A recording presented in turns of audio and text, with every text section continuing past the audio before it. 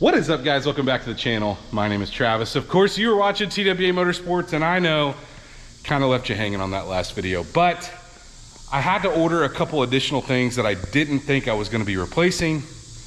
I thought that was a good spot to end, right? Get all the old stuff off, we get everything painted, and now we are ready for the reassembly process. So that's what we're going to do. I've painted a couple things off camera, still got some stuff I want to paint, but we can get started going back together. I'm hoping to finish it in this video, or at least get it on the ground. But here's what we've got.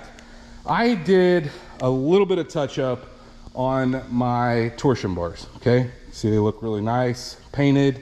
Probably gonna scuff them all up, but hey, I painted them. I just painted those with the same POR 15 that I used on the frame. Guys, the second coat on that definitely went on way easier than the first coat. And as a matter of fact, you can see I've got some on the floor. The easiest way, guys, I don't even mess with that while it's dripping or whatever. I'll just scrape it up with the razor blade. It'll come right off a concrete floor. But where we are going to start is I painted the bolts for the lower A-arms. We are going to be replacing lower A-arms. Guys, I'm going to be listing all of this stuff in the description down below. The original plan was not to do that. If you remember, I was going to just replace the ball joints, but then after looking, the bushings looked pretty roached. And so it was like, you know, let's just replace those. But I will tell you guys that before we put those in, we have to get the torsion bar somewhat up in place. Without taking the torsion bar cross member out, there is no way to get this in here. So it's a good idea to kind of get it up in place. So what I'm going to do is I'm going to go grab a towel to try to minimize the amount of scratching that I'm going to do on the torsion bars. I know, look, it doesn't matter. And I'm also going to grab my bolts and a little bit of lithium grease to put on the inner parts here. It's not absolutely necessary, but I always like to put a little grease on the bushings before I like put them into place. So that's where we're going to start. I'm going to go grab the grease, a couple towels, and let's get started. I actually am going to give this a shot because I've got quite a bit of dip in this. And remember, we have two different sizes that go in here. So the shorter one going in the front, obviously the longer one in the back. It'll make sense once we're in there. So now that we got the grease on there, let's just set them into place. And then we'll just have to see if we have to take them back out to get the torque or the torsion bars in.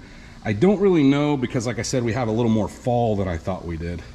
Now these are kind of cumbersome to get in, to be honest with you.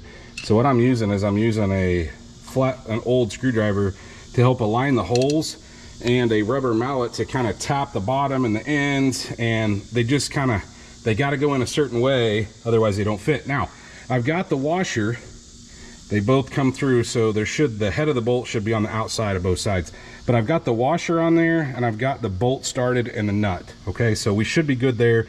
Now what we're going to do is I'm going to attempt to, I'm hoping that I've got enough room to get the torsion bar in, but I'm not 100% sure, guys. May have a problem there. Well, the unfortunate part about this is it can't be done. Okay, so you're gonna have to do one of two things. We're gonna have to pull the torsion bar cross member down, which I'd rather not do. It's a pain to get to. It's 21 millimeter on one side, 22 on the other, and it's just a pain. So what I'm gonna attempt to do is I'm gonna attempt to unbolt this.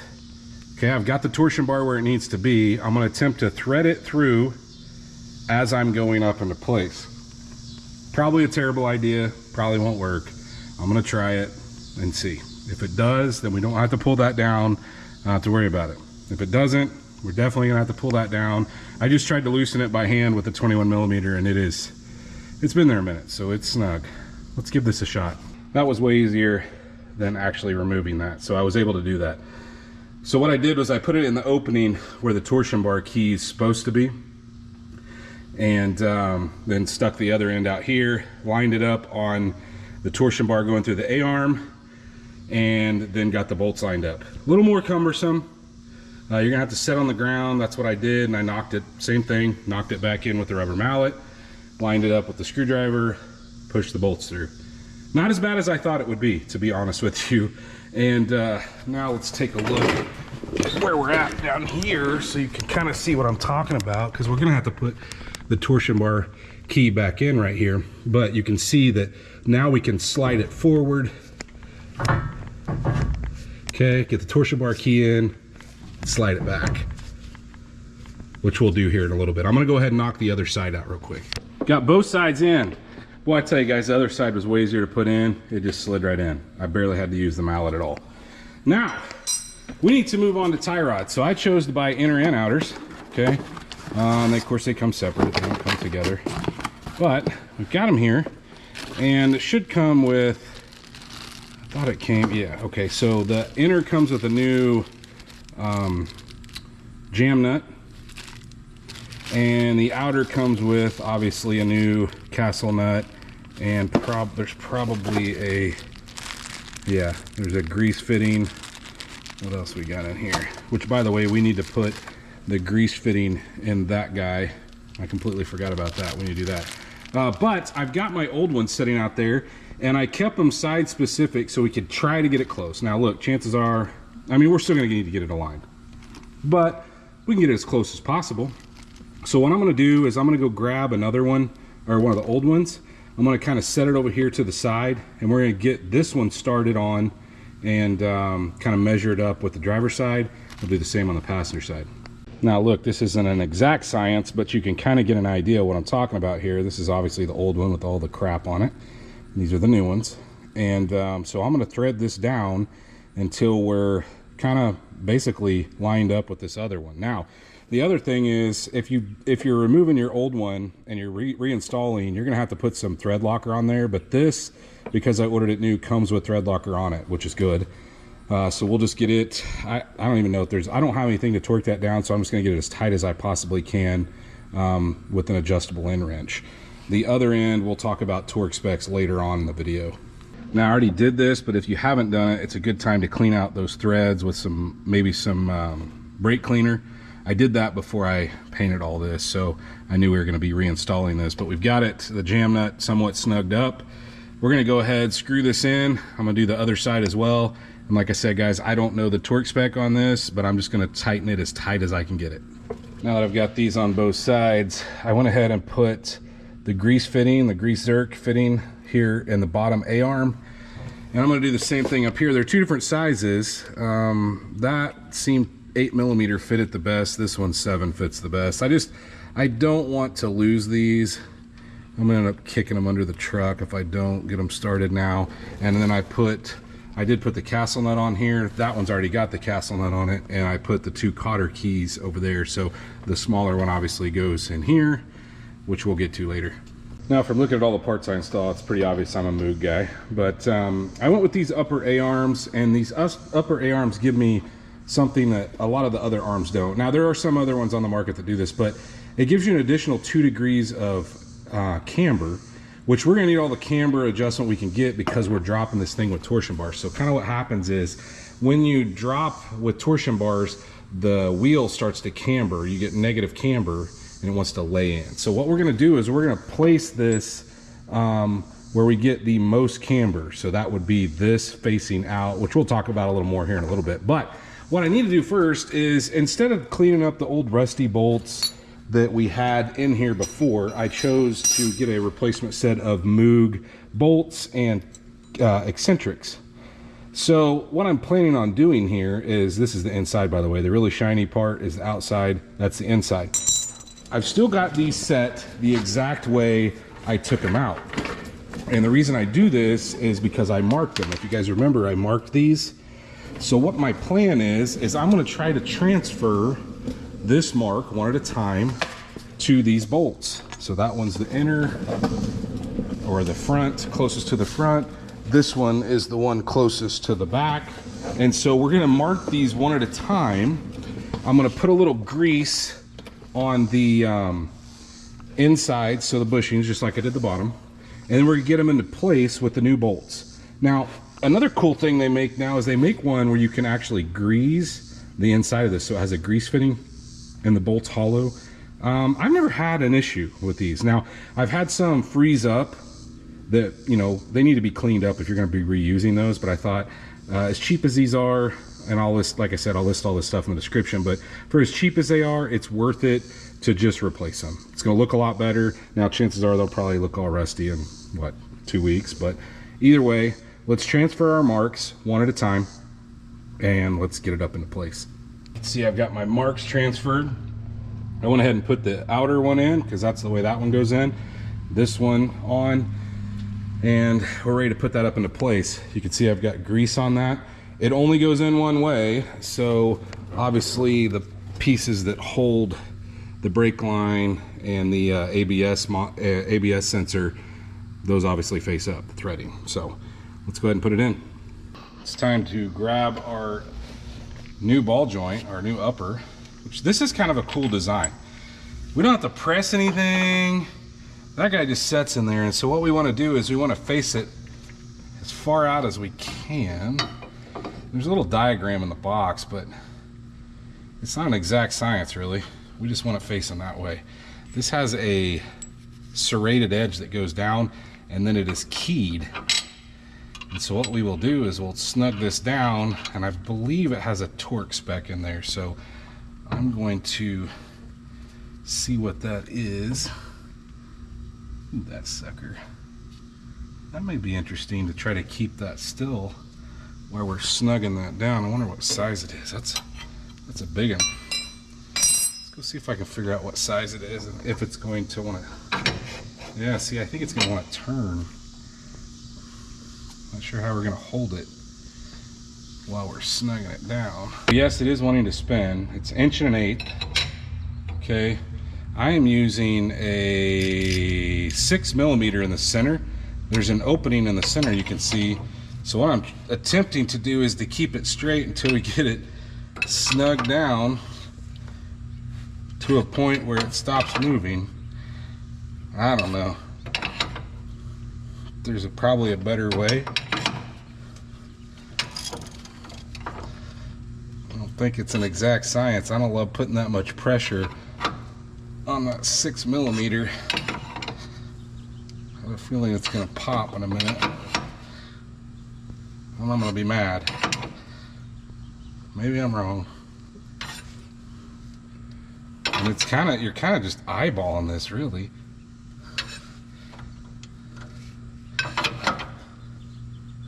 It's getting snug now, at least. I'd love to hit it with an impact, but I'm afraid it would just spin that thing around. I don't know. I don't know if now that we've got it snug, if we could zap it with the impact. The other thing is this nut on the top only goes on a certain way. There's like pieces, indentions in it to keep it from backing off. So that's interesting. I've never seen anything like this, but most of the ball joints or A-arms that I buy have like a built-in 2 degrees. So I need to get a different extension too, because this one's not quite fitting on there. That might help. I may not even need an extension now that I think about it. That could help too. Actually, I don't. Okay, there we go. I'm gonna try to hit that with the impact real quick, and if it spins, then we'll loosen it back up and do it again. I actually used the 1/2 inch here to snug it down, but should have read the instructions a little deeper. We're supposed to assemble this, then check the camber and adjust it accordingly. So it's saying to use that 6mm in the center to adjust it, and then torque this to 140 to 160 foot-pounds. So what we will do is when we're all finished up, I want it at max angle, so that's why I put it where it's at. I centered it here, and looks pretty good. So I'm gonna leave it, and we will torque this with all the other stuff that we're gonna torque later. So at this point, I think I can go grab the spindle and we can loosely fit it into place. And these are those 2-inch drop spindles from, I think, McGoy's. And let's go ahead and take this little rubber cap off the bottom.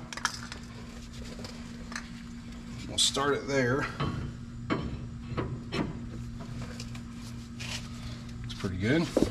Let's see if we can get our nut started on the bottom.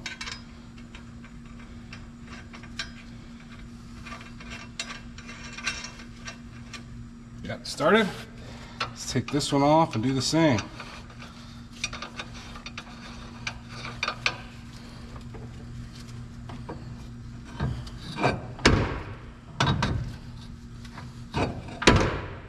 This is why I like doing this without the hub in place. It's so much lighter. You guys have no idea how heavy this is. Imagine if we had the brake and everything on there as well, it'd be nuts. So here's what I think I'm gonna do. I'm gonna go ahead and probably torque these. So I'm gonna lift this up. I'm gonna put a block under it so we can kind of keep it in the upright position. And I'm gonna go ahead and grab the torque specs, and we will torque the upper and the lower down now. A little bit different than what we're used to. The bottom is a the top is a 21 millimeter and the bottom's a 22, whereas the factory was what, 18 and 24. So the top gets torqued to 37 foot-pounds. And that's actually gonna turn on me, so we'll move it over to here. Get it torqued down. Of course, the tie rod's in my way, and we're going to leave the tie rod loose for now until I get a little closer. Probably the spindle in at least, or the hub, I mean. So 37 on this one and 74 I believe on the bottom, but we may have to swing it a little further past to get the cotter key in. This one does not have a cotter key, so it shouldn't matter. It did start to spin on me before I got to 37. So I've got that same 6 millimeter that we put in the top in the bottom. Now I think we can get it.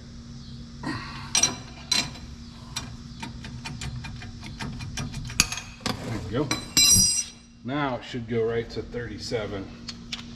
It's probably already there. 37 is not very much. There we go. Now let's get the bottom. Let me double check this. The bottom one is 74. Let's get it done and get the cotter pin in. Got that bottom one snug down. See if we can get the key in. We did. Of course, we need to bend it over that. And then we will trim off the other end. Now I chose to go with a Beltec shock, and so I did paint the lower bolts, and so we need to get this thing in place. See if we can get this nut off and the jam nut. And there's really no torque spec for the top. You just kind of expand the rubber here, and the bottom there is a torque spec, which we'll get to in just a second. But let's see if we can get this thing in here. And I don't remember if the bolt went through the front and towards the back. I think it did. Oh, probably should have put it in the, oh, there we go. It's coming up. There we go, come on. I have to lift it up a little more to get it in there.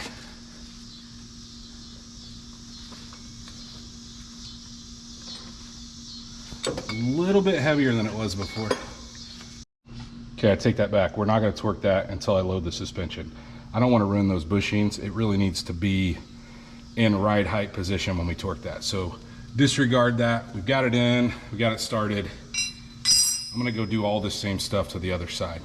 Now the next part of our drop is going to require us to lift the front suspension up, and we're going to be installing our torsion keys. Now I've lifted it up, well, I don't know what a good way to explain it. Okay, so this is all the way down, and I'm using a block of wood obviously, but there's no pressure on that torsion bar, so you're not going to get a ton of resistance. I'm just kind of leveling it up, okay, about where the arms are kind of perpendicular or parallel with the plate underneath the engine. Okay, so the support there. That's kind of where I'm going to start here. So now we need to shove that forward, and we need to get our new key in. So kind of how these drops work is they position the key and the torsion bar in a different area. So this is the factory key, and then this is the drop key. So you can see how much difference there is. But we are going to have to use our loading tool or unloading tool, and I painted these as well, the 18 millimeter and the keeper. I will show you kind of what's going on once we get up under there. You can see that I've slid my torsion bar forward. So now I'm going to put my key up in there and I'm going to slide it back. And then what we'll have to do is we'll have to use our tool to push it up in order to get our lock in here and our stock 18 millimeter. Now you'll notice that I have the unloading tool in place. I've cranked it up enough where now we can get our keeper in there, or at least I think we can. I have to go up a little bit more. Okay, I'm gonna have to go up a little bit more until we can get this guy in there. We're almost there, just maybe a couple more turns, and then our 18 millimeter started in that. Our keeper in place, and we've got our 18 started all the way through the hole where it's threading in to the other opening on the key. So here's how this works. The inner one is for the unloading tool. The outer one is for the key and the bolt. Okay, so I've started all the way through there where it's touching that. Now we can take the tool out and our torsion bar will be loaded. Once we get those both in, I've ran them down somewhat equal. So I counted the threads. Now look, we're gonna have to do some adjusting later, but I ran them up about halfway. So we may have to run them back down or back up, just depending on how low it sets once we get it on the ground. But we'll do some adjusting on that later. Now, since I did get the torsion bars in and I've got a load on the suspension, I'm thinking about going ahead and torquing the A-arms and the shock. But we'll see here. I decided to hold off on tightening that up yet. Here's what I've decided to do. I told you guys there's a trick on cleaning the inner fender liners. All right, so look, you can scrub on this and do all what you want to do, but the easiest way to clean on this is to get it outside and get yourself one of these, a wire brush on a grinder, and it will take all those chunks of tar off, and like it's almost instantaneous. Now you don't want to hold it in one spot, it'll obviously melt it, but believe me, it's way easier than trying to scrub it by hand and do it like that. So what I'm going to do is I'm going to knock all this off, and then I'm just going to spray it with some Duplicolor, or not Duplicolor, but Rust-Oleum satin black, and it'll look a lot nicer when we go back in with it. I did the exact same thing to the I took my spindles out, my old spindles, and the backing plates. I painted those. I scuffed them up with the same thing, wiped them down with some alcohol, and then painted them with some Rust-Oleum as well. So you'll see that when we go back together in a little bit. One of the next things I want to do is I want to clean up this bracket. Obviously we made the frame look all good. That bracket looks terrible, and we're going to be replacing that brake line. So what I've got is a new tool I'm going to be trying. I'll list them in the description. These are to go around that line and keep brake fluid from coming out. You have a 5/16, what other sizes we have? Oh, a banjo fitting, which is cool because those times when you take a line apart and the banjo fitting leaks, spring loaded. And then we have a 1/2 inch and a 3/8. So what I'm going to do is I'm going to crack that line open. I'm going to pull our keeper off, which actually it'll all come off as one now that I think about it. I'm just going to crimp this because we're not going to be reusing any of this here. So let me crimp this, get this loose, and we'll see if this thing works. I think it'll, you know, obviously it's going to leak some before, but it should be interesting. Next thing we're going to do is I painted the backing plates. I'm going to be installing new spindle slash hubs, I guess is what you'd call them. Look, not a lot of options out there for a two-wheel drive. There's all the replacement ones want to give you a four-wheel drive, which has the opening for the shaft in the center, and I didn't want that. I refused to buy that, so I had to spend a little more to get this one, unless you want to buy GM ones, and they're ridiculously expensive. So that's what we're going to be doing next. We're going to be installing this new one. I did clean up and paint the bolts. 15 millimeters is what those are, but let's go grab the correct backing plate and see if we can get this thing up into place and get it torqued down. 133 foot-pounds is what this thing torques to, so it gets quite a bit. That's one of the reasons why I left this unhooked, so we can kind of get into this area on both sides to get it torqued down. Guess what? Wrong hubs. Guys, I don't know what these are for, but they are not equally spaced. Okay, see the holes there are equally spaced, all 4 holes. I don't know if you noticed this, but these are not. These are like offset. I don't know what these are for, but they are definitely not the right one, and I have 2 of them. This sucks. So we're gonna have to order some different ones. We'll move on for now with some other stuff I need to do, but these are the bump stops I chose to go with. Now look, the factory ones were toast. There was no fitting those in there. Let's, these are just some standard, I'll list them in the description down below, but yeah, I don't know if they're gonna work or not. They fit. They seem to be long enough to cover what we need. But yeah, we're gonna give these a shot, tighten those down next on both sides. Got those snugged up, and now what I've done is I've lifted the A-arm where the weight is just starting to come off the jack stands. I'm gonna go ahead and snug down our upper shock mount and lower shock mount. The lower goes to 59 foot-pounds. The top is just going to go until that rubber washer starts to kind of balloon out and be about the same size as the washer up top. Okay, I think it calls for 15 foot-pounds from the factory, but this is just the way I do it. Now there's a jam nut that goes on the top of this when we're done. I don't necessarily know that it'd back off, and the factory doesn't have a jam nut, but we're gonna put it on since it came with it. So I'm gonna do this real quick and then get the bottom to 59. And then I'm not really sure where we'll move next. I've got new brakes, but they need to be painted. I may show you guys those, and I may start that process since it's going to take me a day or 2 to get wheel bearings. And the problem I'm running into, like I said, was everybody wants to sell me a 4-wheel drive one. And guys, I've had issues before where if you don't have an axle stub through there, they collapse on themselves. And especially with the weight of this truck. This truck's not like super light.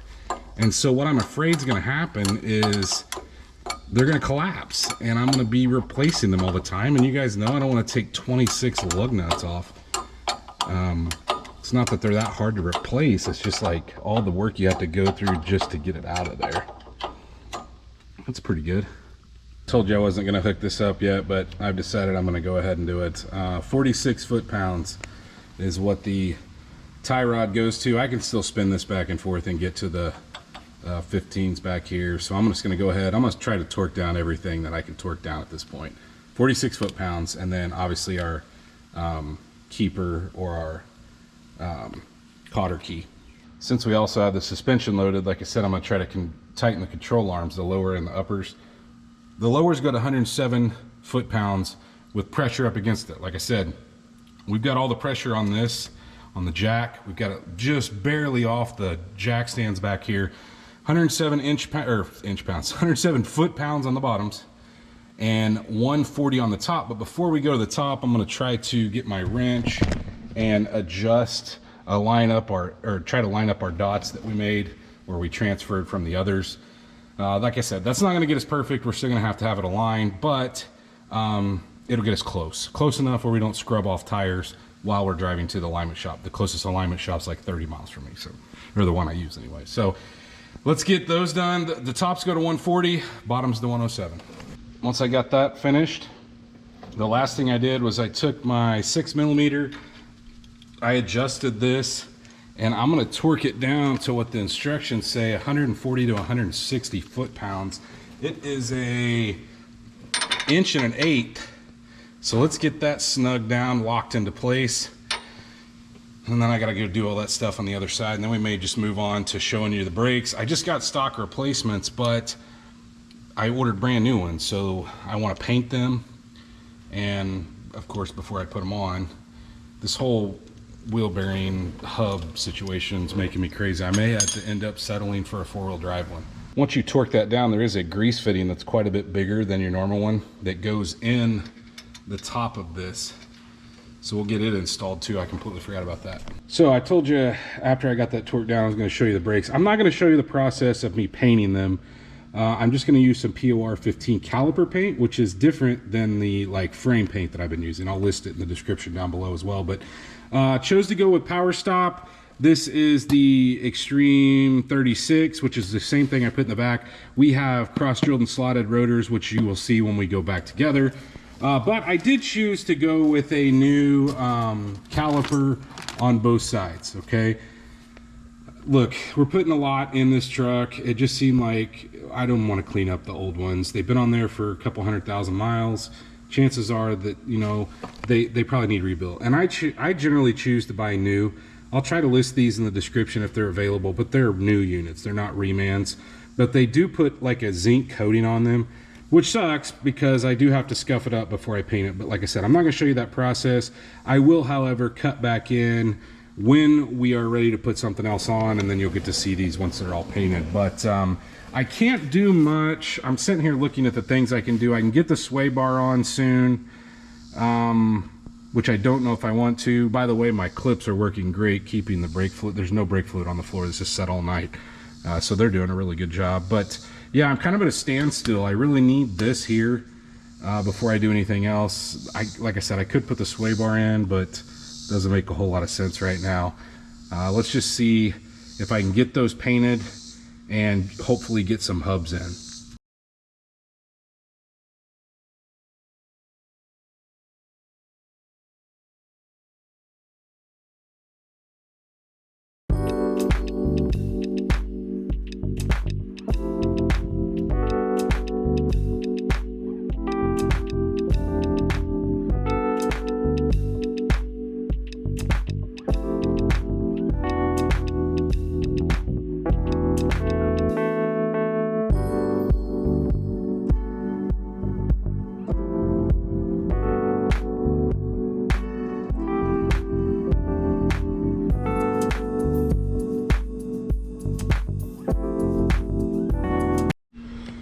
Well, after what seems like forever of waiting, we have some parts here that hung us up, okay?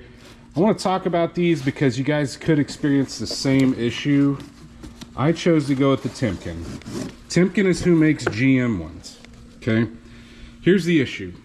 If you'll look at these, you're going to notice that they are meant to fit a four-wheel drive, okay? They're going to have a spline in them, opening in the center. The situation is, I ordered like 10 of these from a local parts store, every brand they offered. You guys saw the ones that I had before. They were sealed, but they didn't fit. What happened was Timken, I guess about 5 years ago, redesigned this where there's only one part number for a two-wheel drive or a four-wheel drive. They said they redesigned it where it won't collapse. I guess we're gonna see. Look, that's why they make two different ones, but you cannot get a sealed center in the newest version. So if you get one that has a sealed version, because Moog randomly sends one or the other, you're getting the old product if it's sealed in the center. You may order 10 to get 2. So that is what's going on. That is why I am going to be installing a four-wheel drive hub into this truck. It sucks. Hopefully it lasts. They have a good warranty. Timken's a known brand. This part, if you go to GM, it supersedes all parts. So if you go to GM and order the original part, you are going to get a Timken bearing with a GM part number on it, and it's going to be open in the center, even if you order it for a two-wheel drive, just so you guys know. But in the meantime, we got a lot of stuff assembled, obviously. I was able to get the brakes painted, both the calipers and the brackets. So let's reassemble this thing. I've already got the bolts started. Hopefully they fit. I've got the backing plates though I need to grab and get those on first. Now that we have this four-wheel drive bearing on this two-wheel drive truck, we need to torque these. Okay, you can see I put my plate in place. Hopefully the brakes fit.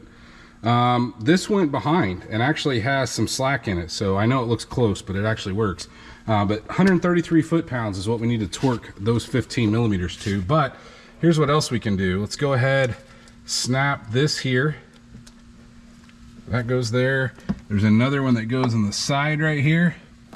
Okay, and then there's another plug-in up top, which I will probably not be able to show you. And then obviously it plugs into the old sensor. But that will be complete, and then we can, I guess, move on to the brakes. My plan here is to put the caliper, the rotor, which I'll show you what we got. We got all new calipers, which I showed you guys earlier, but we also got new brake pads and new rotors, which I'll show you next. Got that torque down, so now to go with all these beautiful parts, check this out. We have a new rotor. Now look, this does not have the ability to put that screw in. You notice it has a screw opening, which we don't need anyway. Matter of fact, I hate those things. Golly, this thing's heavy. We're gonna put this up on here, and then we're gonna grab one of our painted brake brackets. I don't think they are side specific, but I will let you know in just 1 second. These are side specific, and let me show you how you know which goes where. If you set these up, you see this guy right here? It will not work if you put it on the wrong side, because it'll hit this on the caliper. So make sure you get the right bracket for the right caliper, and that's what we've got here. How you will tell generally the caliper, like it says left on it and right, but then your bleeder is always going to go up. Using bolts, the factory bolts that I cleaned up, we're going to put some red Loctite on those, but we need to push our hardware in. You should have gotten new hardware that came with the new pads, that came with the new rotors. So I'll be listing all this stuff in the description, of course, but let's get that on next. The torque on these, and what are these? 13/16. The torque on these is 221. Isn't that crazy? So we're going to torque these to 221, and then we're going to grab the caliper next. Next, we're ready for the pads, and I'm going to put a little bit of caliper grease here where they slide. I'm going to put a little on the inside of this here, and then here and here as well to keep things quiet. But we need to slide our pads in. They are different. There's one wear indicator on one side and two on the other. I don't see that there's going to be any interference anywhere, so what I'm going to do is I'm going to put the single wear indicator on the outside. I'm going to put the double on the inside, because I have no idea how the old ones came off and if they even had that. So that's the way I'm going to try it. If we have issues, actually the rivets could cause us issues. No, they're the same. Now, since we bought new calipers, you shouldn't have to put much grease on the slide pins, but the slide pins are actually the bolts that hold things together too. You can see I've got this on here. Now I'm going to slide this in with some grease on it, and I'll have to check on the torque specs for it next. We got these in, these torque to 80 foot-pounds, that's pretty tight too. So I got new brake lines for each side. So we're going to go ahead at this point. I'm going to scrape off any paint, which I don't think I got much paint there. It's blocked off, but I'm going to scrape that with a razor blade. And we're going to have to use the original bolt, but we did get new crush washers that you see right there. Obviously one on each side, sandwiched around that. And I think those will torque to probably 30-ish, but I'll see if I can find that torque spec too. Now I kept my brakes out there together so I'd know which way the lines ran. So you can see kind of how this bend works. Okay, bends up towards the top. This obviously is going to bolt down up here. And then we've got our hanger that hangs it on the A-arm. It keeps it out of the way. And then we're going to thread it up onto that. But before we do that, I have the bracket that I painted to make it look a little nicer. We're going to grab it as well. Went ahead, tightened the 10mm, the retaining line. Tightened this line up with a 13 on the bracket. Pushed our holder in. And then snugged this down as tight as I could get it. 16mm holds the bottom, because if not, it's going to want to spin on you. That's finished. I need to plug this in to this guy. I'm going to torque this to 30 foot-pounds. That's where we're going to start. If we have a leak, obviously we'll cinch it down some more, but I think 30 will do it. Aside from that, we're finished other than putting grease in our grease fittings, which we're going to have one here, the tie rod, both inner and outer, the bottom ball joint. Oh, and the sway bar. Remember we put those new fittings in. They take grease on the bottom. I'm going to go ahead. We're going to grab the standoff, get it on. Cohen's out here helping right now, so try to have him hold a pry bar while we torque these 140 to all levels. So we're going to have the standoff, then we're going to have the dually adapter, then we're going to have the wheel. I'm probably going to leave the wheel for last, just because it'd be easier for me to get in here and bleed brakes and do the greasing without having all that in the way. So what I'm going to do is I'm going to go knock all this stuff out on the other side, and then we will come back hopefully with this stuff assembled. So with no adjustment, this is what we're dealing with right now. Pretty close. I'd say it's pretty close to level, but we need to roll it in and out of the shop. We're done for tonight. We're gonna pick this up in the morning, which will all be in this video, or tomorrow afternoon. We'll move it in and out to try to get some of this to settle a little bit and kind of see where we're at. And then what we'll do is, if we need to, we've got quite a bit more room in those torsion bars to adjust, and we'll go from there. As you can see, I turned this thing around. I took it down the road, not very far. Literally just out of the garage in front of the house, turned lock to lock to lock, trying to level it out. Didn't settle as much as I thought it might, but we got some adjustments to make. First of all, the steering wheel is way off, which, like I said, you're gonna have to get an alignment. But I've got the steering wheel straight right now, but you'll notice it is towed out on this side and it is towed in on this side. So we need to lengthen this one, shorten the other one. I'll try to show you that. But the other thing I'm gonna do is I'm gonna take a couple measurements, because I think we can get a little lower in the front than what it is currently. But I also wanna look at the tie rod ends. So if they have a crazy angle on them, then maybe we'll just leave it as is. But I think it would look a little better if we could get just a hair more drop to make the fender gaps equal, maybe front to back. But let's see how tall it is. If it's taller on this side, we'll probably adjust that torsion key a little more. I just set those by eye. I didn't measure them or anything. So if, let's say it's a 1/4 inch higher on this side, a 1/4 inch lower on the other side, then what we'll do is we'll maybe give it a half turn more loosening on this side, if that makes sense. So the looser you get that nut on these torsion keys that's here on the floor, obviously we've got the lowering ones, but the more you turn that screw out, the lower the truck gets. It relaxes that torsion bar. So as far as adjusting the tie rods, all we need to do, and I don't even think I snugged this up. Yeah, probably should have done that before I took it for a drive. We need to shorten this one, which I think means we need to spin it up. That'll shorten it, and then we need to go the other side and lengthen that one. And then we need to snug this down before we drive. That's for sure.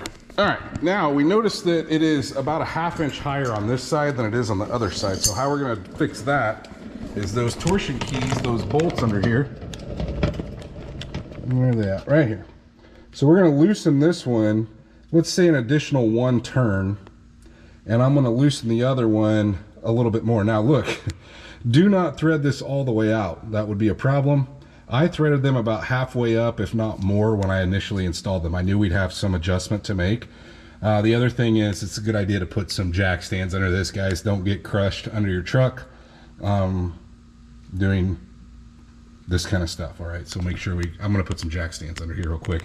But then I'm going to back that one off maybe 5 complete turns, and the other one maybe 4. And we will kind of have to drive it and see where we're at. This is kind of one of those trial and error deals. All right, we did as much adjusting as we can.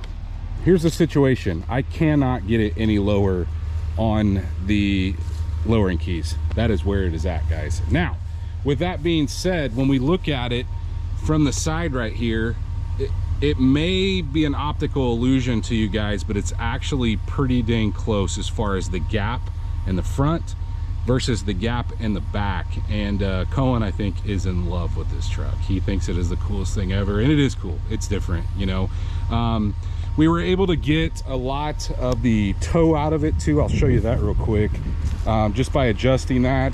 And guys, look, you can see it's got some positive camber, which they'll take care of when it gets aligned, but you can see we're kind of towed in just a hair here, and then we've got just a little toe in on this side. So definitely looking better. And believe me, this is a project. I'm not saying we're complete or we're done by any means with this thing, but I'm not sure where we're gonna go next. We've got the interior knocked out. Got some dings and stuff that I'd like to take care of, but I don't know where we're gonna go. I don't know if we're gonna paint the front of this truck eventually. It needs a bed liner sprayed in it. Turbo. It needs a turbo. Oh my gosh, no, it doesn't need a turbo. But I'm trying to think of something else that we would want to do to it. I know that it leaks oil. We need to get an oil pan gasket in it, which, guys, actually on this truck, because the way the suspension is designed, I can drop the pan and put an oil pan gasket in it under the truck without taking the motor and stuff out. So I may end up doing that just to kind of slow down the oil leak. Now, I think it probably needs a rear main. I don't necessarily want to tackle that right now because that requires the transmission coming out.